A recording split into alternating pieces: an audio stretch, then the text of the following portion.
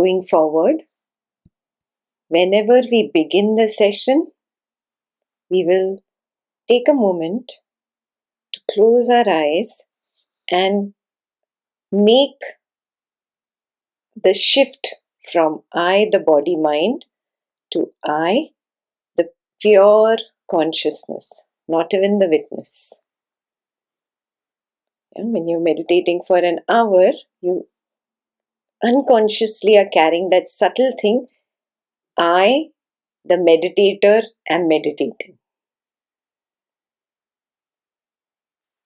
So if you've been meditating for some time, take that I, shift it from I, the meditator, to the pure consciousness. That is just like light, in which the I arises, and then the I attaches to the body mind who is meditating. So intentionally we shift that I again and again to that recognition.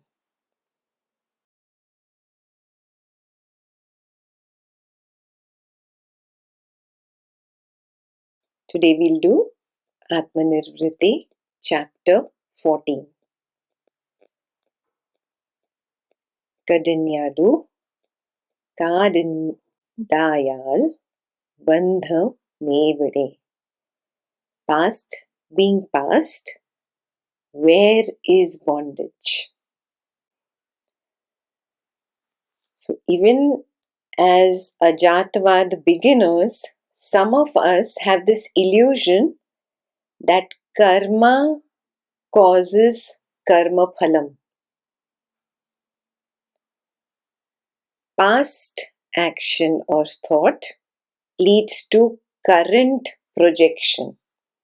Even if you have become very clear, oh, this is a single screen that I am experiencing, you still have a subtle belief, a subtle past impression that you're carrying from Drishti Srishtivada level. And in this chapter, Atmananda will clear this deluded thinking. In this chapter, he speaks about the sense of bondage that you carry even though you start recognizing the truth that there is simply a single screen of awareness, or there is simply a oneness. At a hidden level, there is a subtle reference to the past projection and its current perception of a single screen. Have you noticed this? So Atmananda says, let's attempt to recognize this at a deeper level. One more level deeper than where we have reached now. He says, the Chid is not the cause of the Sat. The consciousness is not the cause of the existence. You are only carrying an idea that you, the consciousness, are projecting the personal existence. It's a subtle hidden reference to your theory that you've been carrying since Drishti Srishtivad, the theory of cause and effect, theory of karma and karma phala.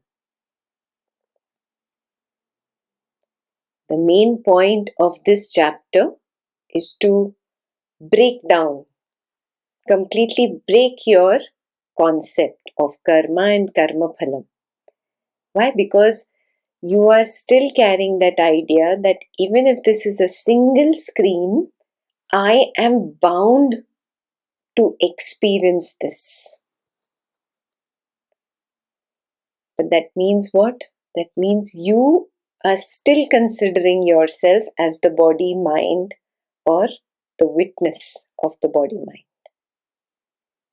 If you had really progressed to the proper, clear understanding of being the pure consciousness, you would know how can pure consciousness be bound. So let's see this experientially rather than just relying on the logic. How can pure consciousness be bound? Yeah. So let's take an example. Say you were dreaming last night, and in that dream you were speaking to a friend, family member, whoever. You say to that person in the dream, "Did you complete the task?" And the person replies, "Yes, yes, I completed the task that you had told me to do yesterday." What does this mean? In the dream state, you, the dream subject, have assumed a continuity. In your dream state, there was a dream past, a dream yesterday, when you told this person to complete the task. And there is a dream today where he reports to you that I have completed the task. So do you see, you not only imply continuity in the waking state, you also imply continuity in the dream state. It is assumed by the dream subject that there is a past, a present, and a future. Now you have come to Ajatavadin level in your waking state. So you say, no, there is no past, present, future. But you have a subtle hint of a previous now, a current now, and the now that is going to come. Do you notice this? Yeah, you still speak like that. Though you want to say only now, but you are very smart about it. You call it the previous now, the current now, and the next now. So become very clear that you are still implying the existence of time. And in that time, you are still implying cause and effect. The previous now is resulting in the current now. And this current now will result in a next now. So start recognizing this. This cause and effect is nothing but my past theory of karma leading to karma phalam. Action leading to some fruit of action. And the same thing I do even in my dream state. So tell me, how is your dream state different from your waking state then? You, the waking subject, assume that there is a continuity in the now. And when you become the dream subject, you assume there is a continuity in the dream now. You, the waking subject, assume that there is a previous now, current now, and next now in this waking state. And when you become the dream subject, you assume a past, present, and future in the dream state. How is your waking state different from your dream state? Tell me. You are still projecting that karma leads to karma phalam. Cause leads to effect. Is there a difference between dream state and waking state? You might say, yes, there is a difference. I can recall the waking state. Even if it is a single screen perception, I can recall this entire single screen perception, family, friends, social circle, whatever is happening in the current surrounding, even in this body mind. All these labels also I can still see it as a single screen and I can recall. That is why I'm calling this a waking now. But remember, you are the waking subject who's talking like this about the dream state, that in the dream state I cannot recall. Go back to this dream. What were you doing in this dream? Didn't you recall that yesterday I gave you a task? Isn't that recalling? So even in the dream state, the dream subject can recall and has a continuity. He also has a dream past, a dream present, and a dream future. So essentially, waking state and dream state are both similar. In fact, both are dreams. Right now, you take the stand of the waking state and you judge the waking now. And you call this the waking now single screen. Yeah? And you say, oh, but in the dream state there is not this single screen. It is. Don't forget that the dream subject, the one who's the character in the dream, he also feels the same about the dream state. He feels that that dream state is the real state. It is the waking state.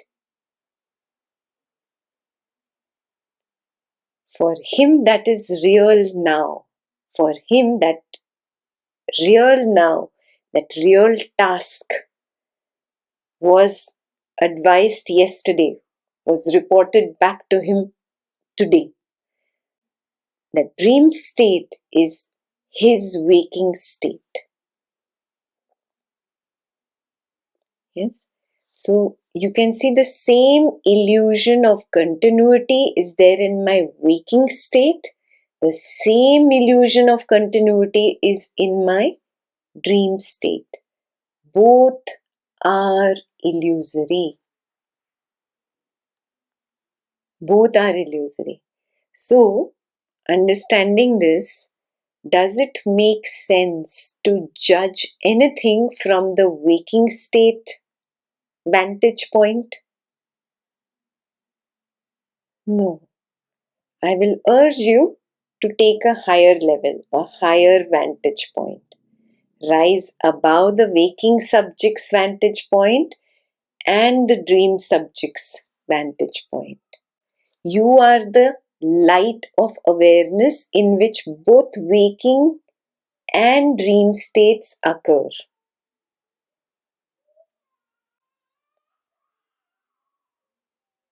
You are the light of awareness in which both the waking state and the dream states occur. When these states are absent, it is called deep sleep state. But you are still there, right? That is why you say, I rested so well. Who rested so well? The waking subject had collapsed. The dream subject had also collapsed. Then, who rested so well? So, become very, very clear again and again.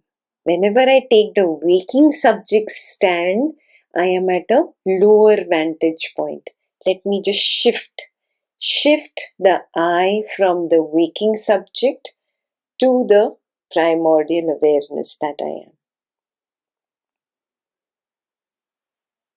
When again and again you do this, you will recognize I am all the time in my own nature. I've always been there. I have never been the waking subject. I have never been the dream subject. I was just assuming that.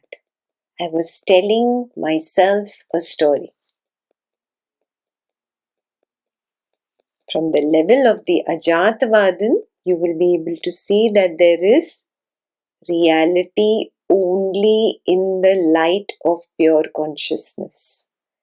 The Chid aspect of the consciousness has the quality of being conscious and alive. It has the nature of knowledge. It is knowledge. Sat has the quality of expression of knowledge.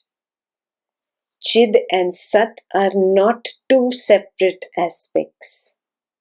They are one and the same. Both are knowledge. When you start shifting the eye from the wrong positioning of body-mind, or from the waking state or the waking subject in the waking state to the pure consciousness, you will recognize there is no doing, there is no experiencing, there is simply being, and there is simply knowledge. What do I mean by knowledge? That's where we are going one step deeper. Any action that you do is knowledge. Any thought is also knowledge. Think about waving your hand. Only think about it. The thought arises, it dissolves. Isn't it simply knowledge? Now actually raise your hand, wave, and put it back down. The action arose and the action disappeared. Isn't it simply knowledge?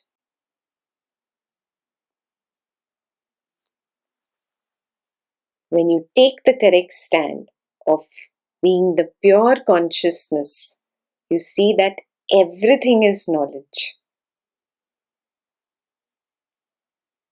Look at the current now. We are sitting remotely in different countries, Australia, America, I'm in Germany or in Austria. We're discussing Ajatvada. Is there any proof of different countries, different locations? Is there any proof of action, of sitting and listening from different locations? Is there any proof of thought? Is there any proof of perception? Or is it simply knowledge?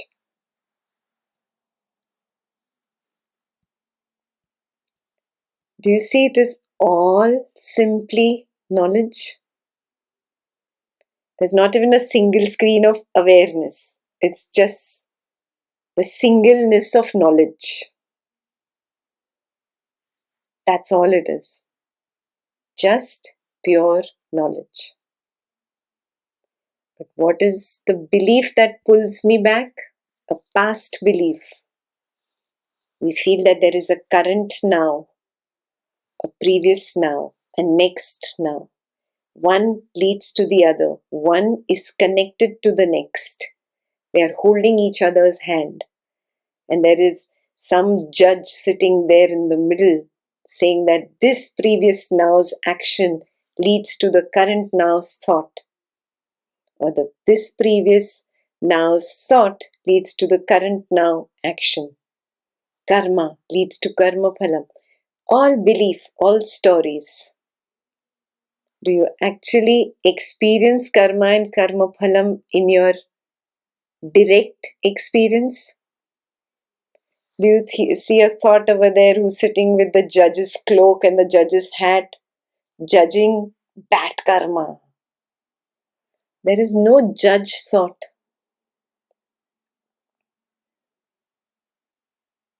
Are you seeing everything as just the singleness of knowledge? Keval, Gyan. Yeah. Gyan without a knower. Has this become clear? Yeah, there is no knower, there is no doer, there is no experiencer. Keval Gyan. So now let's see how Atmananda clarifies this point for us. He clearly points us in the direction that past can never return. That means past karma cannot return in the form of a karma phalam now, a current karma phalam. Yeah? There can be no link between these two, the past karma and the current karma phalam. It's only a story that we've told ourselves. Yeah? So he's going to help break this concept. He's going to help us overcome this belief. So far is very clear? Yes, can I proceed with the shlokas?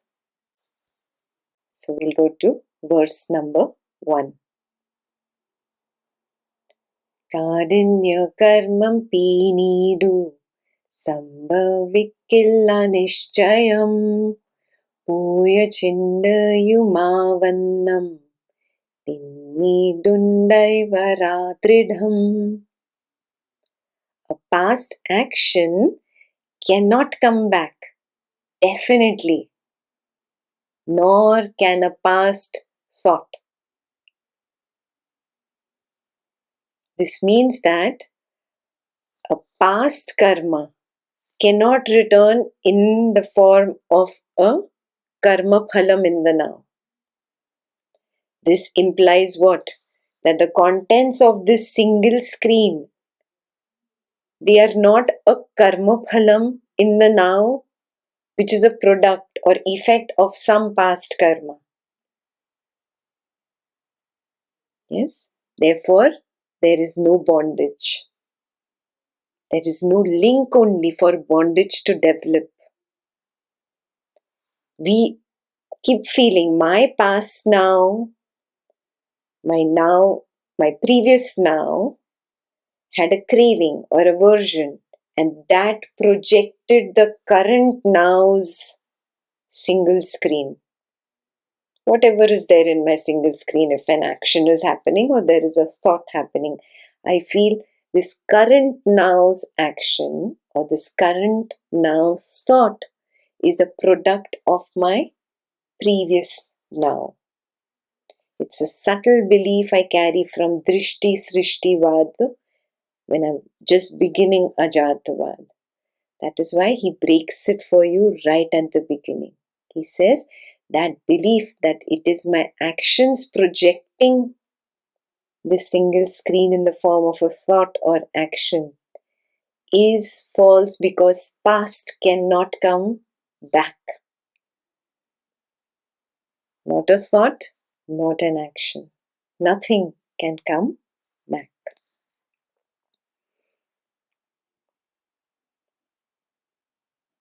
So he clarifies it with experiential logic. Yeah? There is tarka used, but the tarka is that which comes from my own anubhav. So it is experiential logic. Let's look at verse 2 and see what he says there. Karmatil chindayillilla chindayil karmavum tada adu kondilla sambandha Mavatamillurikilum. There is no thought in an action and no action in a thought. They have no connection with each other. Experientially, let's check. Can a physical action exist in a thought? And can a thought exist in any physical action? Let's do this experientially to understand what he is saying. He's pointing out that only if they exist one in the other can they have a connection with each other. If they cannot exist one in the other, they cannot have a connection with each other. Right now you're doing an action of listening carefully. Yes, you are doing the action of listening carefully and probably making notes. Now let a thought arise. I am listening.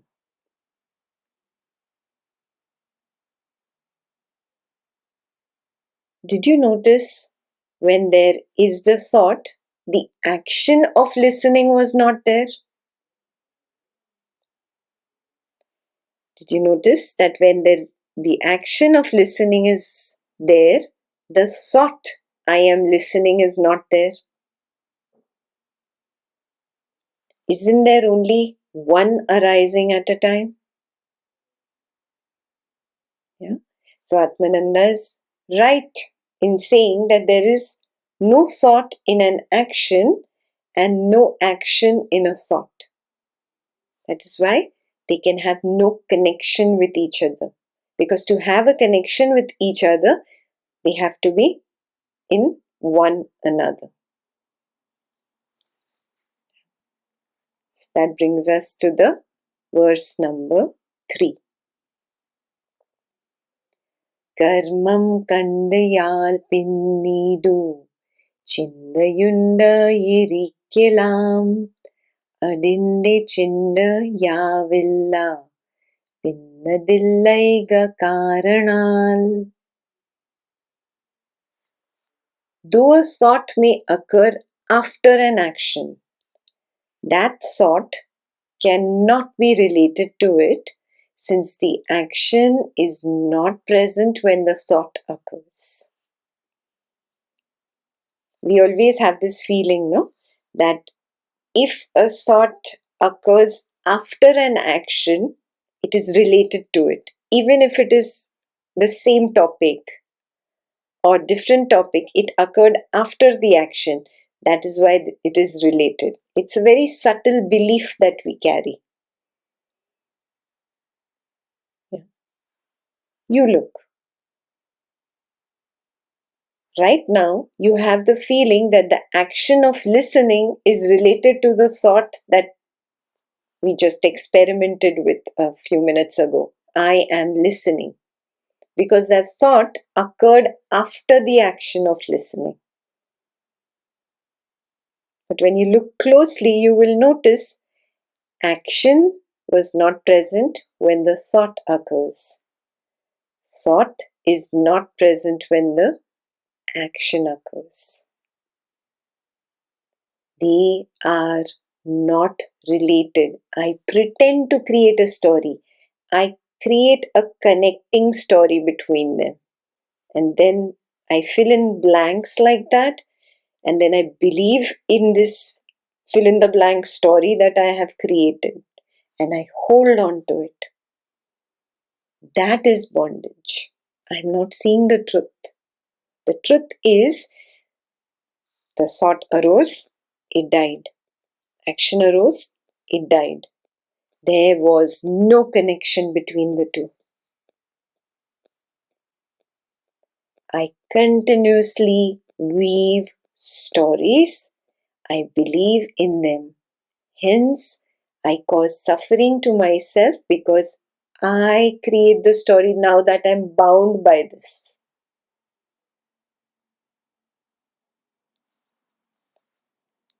Yeah.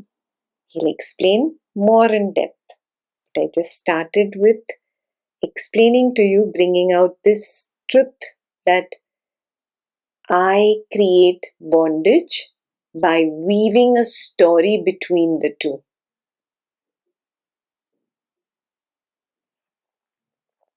So let's see what he says in the next verse. Oru chinda kadinyal innuru chindavaravadam avakyutamilum bandham sambhavikkilla nishchayam. Though one thought may follow another, there can be no connection between them. Definitely. Now let's understand what is the meaning of the word connection. Connection implies that one is holding the hand of the other. Or connection implies one has an impact on the other.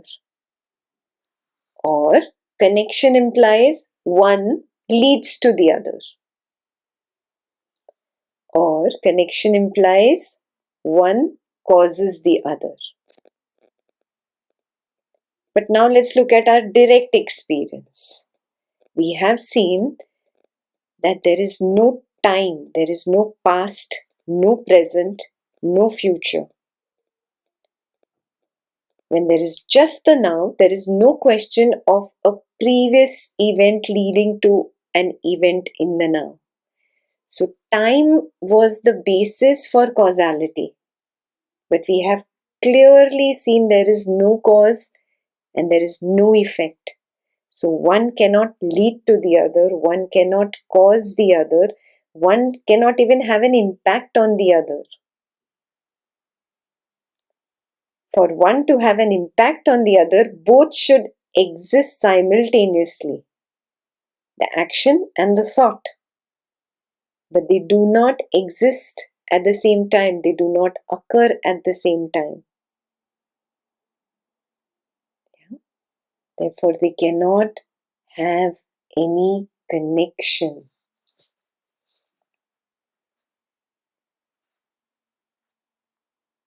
It is not just that action and thought that occur one behind the other are not connected with each other. It is also true that two thoughts that occur one behind the other are not connected with each other. Recognize that we assume that thoughts are connected. I am explaining something to you. What is your hidden assumption? That Ekta is explaining this shloka, then she's explaining this shloka, then she's explaining this shloka. So these shlokas are connected. This explanation is connected. Because it is nothing but one thought after another, after another, after another.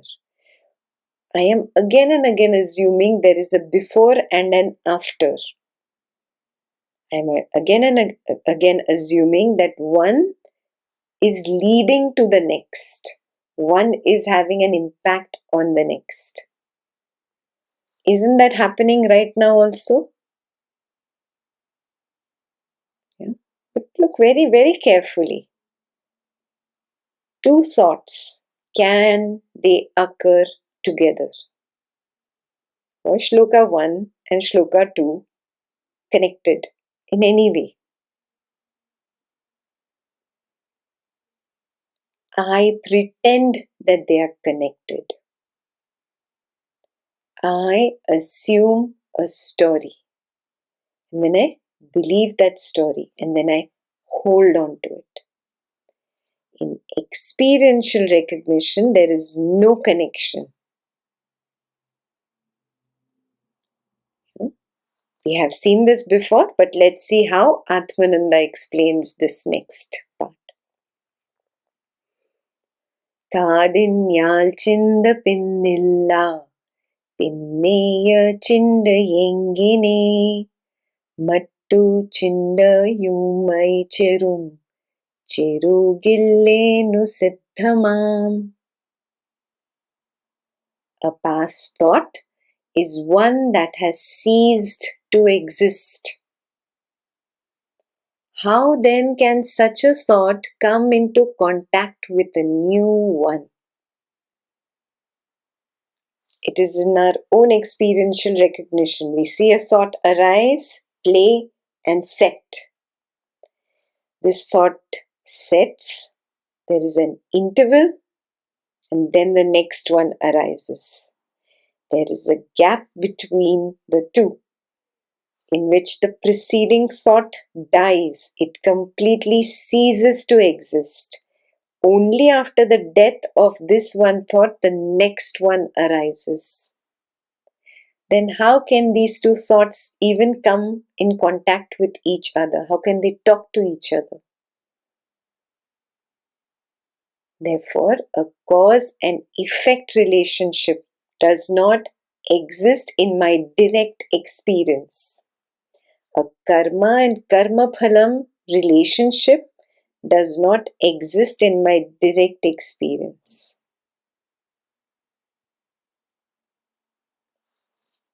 Let's look at two simultaneously occurring thoughts. Let's see what Atmananda says in verse 6 about them.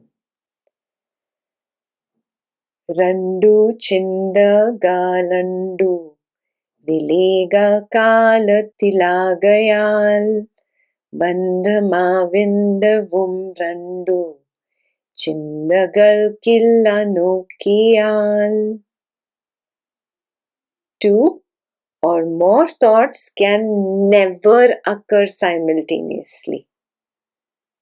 For this reason also, thoughts can never have a connection between themselves.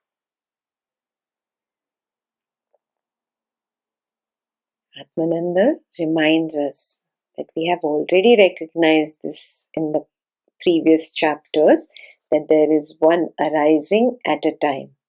One arising at a time. On the single screen, there is no Dvaitam only. Two or more thoughts can never occur simultaneously. That is why they can never have a connection with each other. This means one cannot project the other. This means one cannot be the karma phalam caused by the other. Thus, Atmananda covers it from every angle. Every angle, so you do not find a loophole to escape and try to justify your false karma phalam theory or cause effect theory. Yeah. So he concludes in the next two verses that it is very, very clear, even if you see action and thought as two separate entities, these two separate entities are independent. Yeah? And two separate entities are independent, which means they cannot occur simultaneously, they cannot exist one in the other, they cannot contact each other. There is no story happening between the two, and there is no judge also sitting in the middle connecting these two. There is no connector thought in between these two that I see in my direct experience. So there is no connection. That means there is no bondage. Bondage is simply an illusion. So let's see how Atmananda explains it in the final two verses. Evam nukku gilanyonya mashraikyaadithanneyam karmachinda galnilkunna dennu suvyaktamayidum. This clearly proves that action and thought exist independently of each other. Astidikyava bandhathin heduvennu ninapadum vyamoham matramam satya magayil urukalavum. This being so, how can they be the cause of bondage? To think that bondage is caused by them is an illusion. So he's bringing up that thing again and again, that the only way an Ajatavadan can again fall back to Drishti Srishtivada level is because of his illusion that karma causes karma phalam. Whatever I am experiencing as this single screen of awareness or the singleness of knowledge is my karma. This subtle belief, this deluded thinking is still there in the Ajatavadin who is a beginner. So he is warning you. He says that action and thought, they are independent of each other. They exist independently. Even if you still believe in a separate action and a separate thought, they are independent. They cannot cause each other. There is no cause effect existing at all. There is no possibility between independently existing entities of cause and effect. Therefore, to think I am bound by what I am experiencing, or my family, my social circle, my career, this is all a single screen. I see it as a single screen, but I am bound by this. Otherwise, why am I experiencing this and Pamir is not experiencing this dukkha? That means I am bound by my single screen. This is the way an Ajatavadin can again start falling back into the illusion. So to prevent that from happening,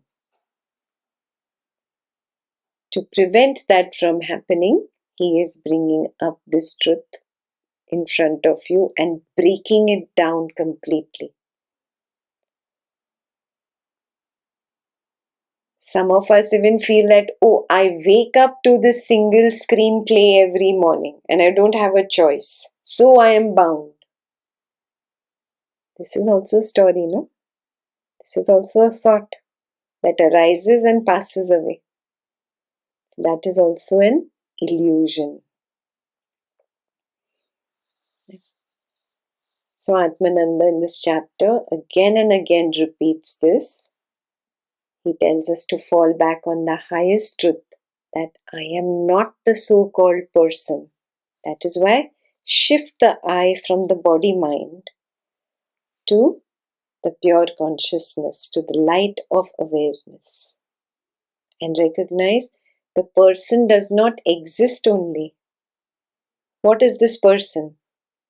Action plus thought. Action appears, disappears. We just saw that. Thought appears, disappears. How can that which appears and disappears be a constantly existing entity called the person? And how can that which appears and disappears be bound by something that appears and disappears?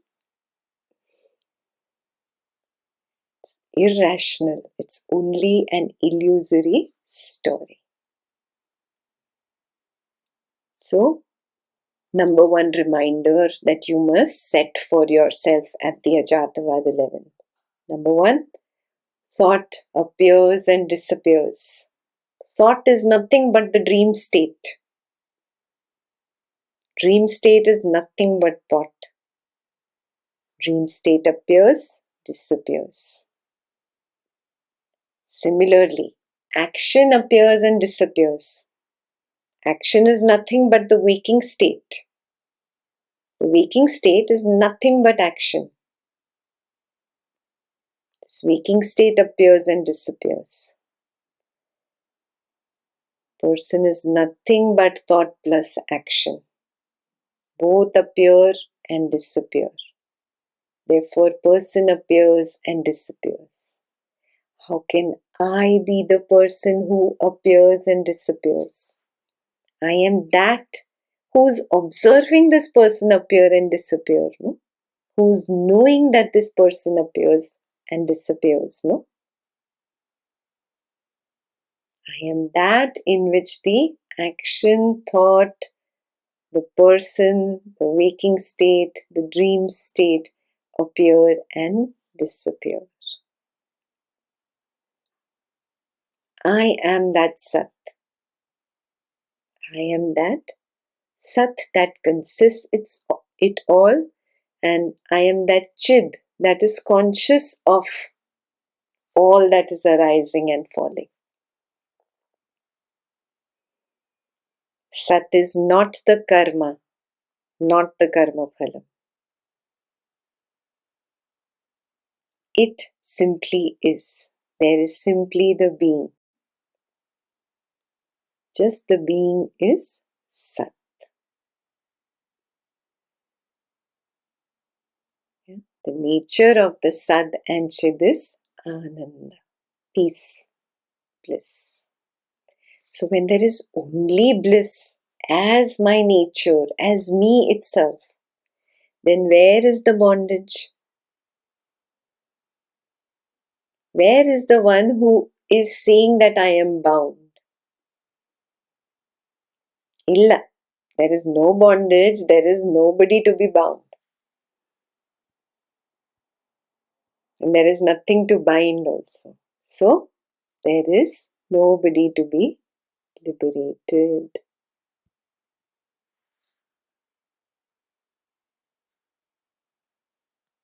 This chapter is clear. What Atmananda is conveying to us is clear.